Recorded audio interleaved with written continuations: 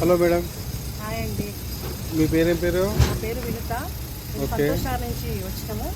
Driving master దగ్గర driving class నేర్చుకున్నాము. ఖాళీ 20 డేస్లోనే మాకు డ్రైవింగ్ వచ్చేసింది. నేనే కాకుండా మా ఫ్రెండ్స్, మా కాలనీ వాళ్ళు కూడా నేర్చుకుంటారు. చాలా బాగా నేర్పిస్తారు.